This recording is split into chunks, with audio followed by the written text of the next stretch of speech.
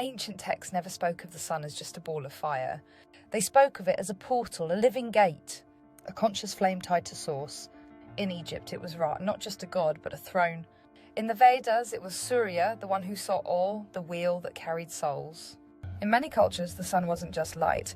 It was judgment, memory, revelation. But today, it's a number, a radiation index, a brightness level. It's been downgraded. Because if the sun was once a gate and that gate was sealed, they'd need to put something else in its place. They've already told you, quietly. There are patents for sun simulators, filed, approved, active. Tech that can beam concentrated light, mimic sunlight, even project it through clouds using layered lensing and atmospheric reflection. But it doesn't stop there. People all over the world report 2 suns on the horizon, light coming from one direction but shadows cast in another, the sun glitching, blinking, pulsing, pixelating through cloud breaks, a solid metallic-looking object behind the brightness, especially at sunrise or sunset. This isn't just weather manipulation, it's light control. Because if the original sun was once a portal and they sealed it, they had to maintain the illusion of light. So they placed one, programmed it, built a sky grid around it. Now the sky glows but the body doesn't heal. Now the day shines but your soul stays dimmed. Because not all light brings life, some light is designed to blind. There's another layer to this. The ancients also warned of a second sun, but not a source of warmth. A black sun, a hidden light that absorbs instead of gives. A false illumination that draws in soul energy like a siphon. Occult circles of elite bloodlines. The mirrored mandalas of false resurrection. It doesn't burn, it feeds, it doesn't shine, it replaces. This is the light that's sold as awakening, but leads to loops. It offers transcendence, but delivers assimilation. It's the light of false saviors, false disclosure, false unity. The original sun didn't just light the world, it activated you. Your bones, your blood, your third eye, your memory. It triggered vitamin D synthesis, melanin intelligence, DNA unsealing, pineal sensitivity, dream recall, soul-like communication. The true sun was never just heat, it was instructional light, encoded flame from the source field. And now people bake in artificial UV, they burn instead of bloom. They're told to fear the sun, block it, avoid it, wear filters on their skin and glasses on their eyes, because the light isn't doing what it once did, because it's not the same light. Here's the hardest truth. They're not just replacing the sun outside of you, they're replacing the light inside you. Your body is a flame-based system. Your cells communicate through biophotons, literal flashes of light. Your thoughts, visions, even your intuition all rely on inner luminosity. But if they dull the outer sun, they can dull the inner sun too. That's why they fluoridate the pineal pulse screens with artificial blue light, invert circadian rhythms, replace solar rituals with synthetic cycles, feed you dead food, empty of natural light codes. The more they dim the real light, the more people forget who they are. Because the flame isn't just spiritual, it's cellular. And if your body stops remembering the original rhythm of the sun, you become easier to program. Here's the question no one asks. What's behind it? If the sun we see is a simulation, what's it covering? A sealed gate? A field we're not meant to see? A frequency they don't want waking souls to tune into? Or the original sun itself, veiled and guarded, still pulsing behind the artificial grid? Every ancient solar eclipse was a ritual, a moment when the veil dropped, a signal that something was being reset or reclaimed. The ancients feared the day the sun would vanish, but what if it didn't vanish? What if it was taken and something else was placed in its orbit? You don't have to look up to feel it, because somewhere in your soul you remember the difference. Why do you think they're rushing to block the sun? Everywhere you look. Geoengineering projects, global dimming initiatives, fake clouds, artificial overcast, climate solutions, talks of launching reflectors, dispersing aerosols, seeding the sky. They say it's to save the planet, but what if it's to block something from getting through? Something real, something older than the grid. Something we were never meant to stop receiving, because when the true light returns, so do the souls it awakens. And they've spent centuries preparing for that moment, laying down nets, writing false scriptures, creating false ascensions and staged deities, building escape-proof digital heavens.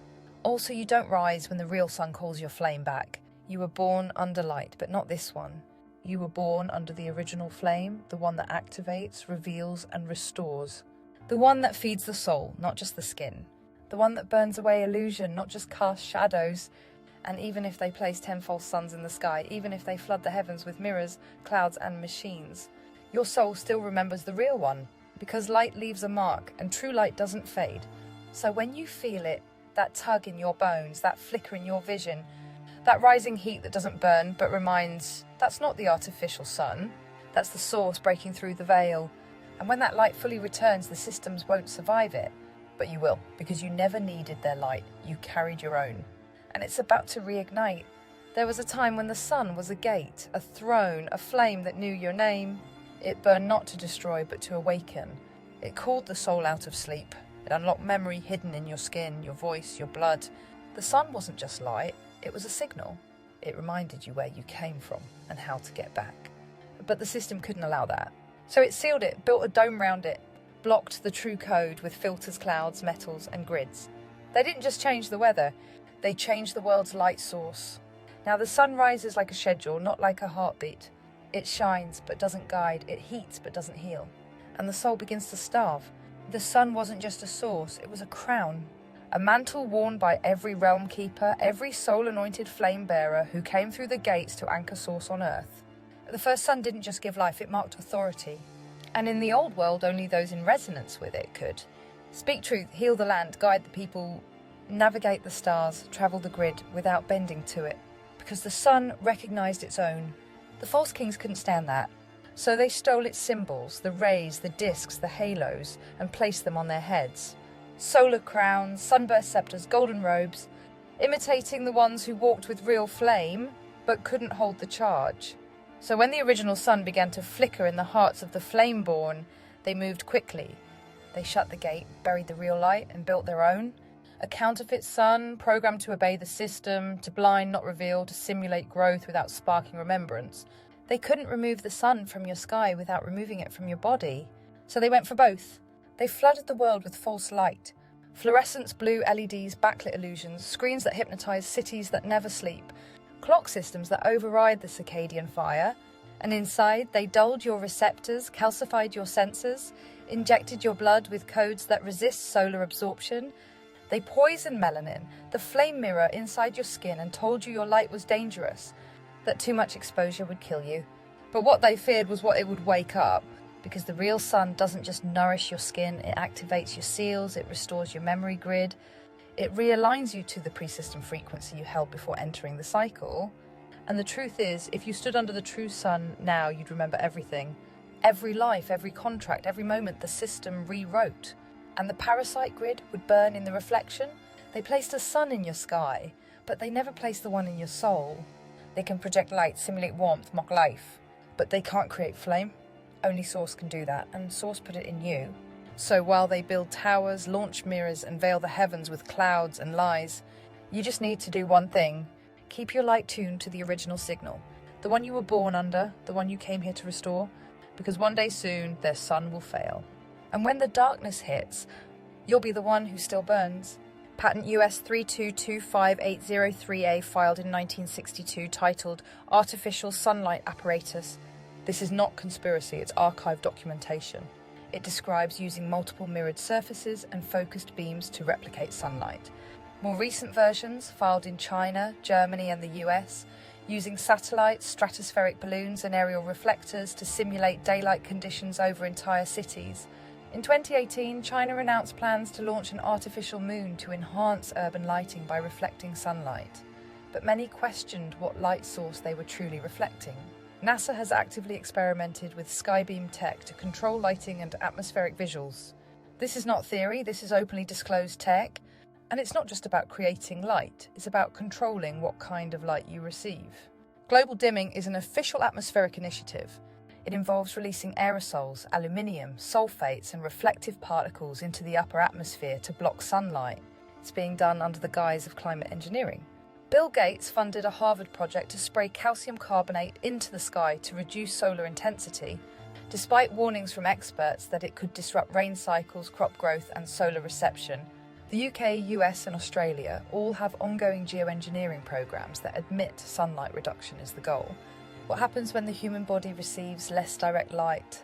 Melatonin and serotonin dysregulation, immune suppression, vitamin D deficiency, depression and cognitive dulling, DNA repair interruption. This isn't a conspiracy to block heat, it's a war on your biological light code receptors. And it's happening now. Before any written religion, there was solar worship.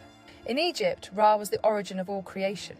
In Rome, Sol Invictus was declared the unconquered sun and merged with Jesus during Constantine's reign. In Persia, Mithras, the sun-born saviour, predates Christian texts. In Mesoamerica, Huitzilopochtli required daily blood offerings to keep the sun rising. In ancient Japan, the emperor was said to be descended from Amaterasu, the sun goddess. Every empire used solar worship to claim divine rule. They didn't just honour the sun, they controlled access to it.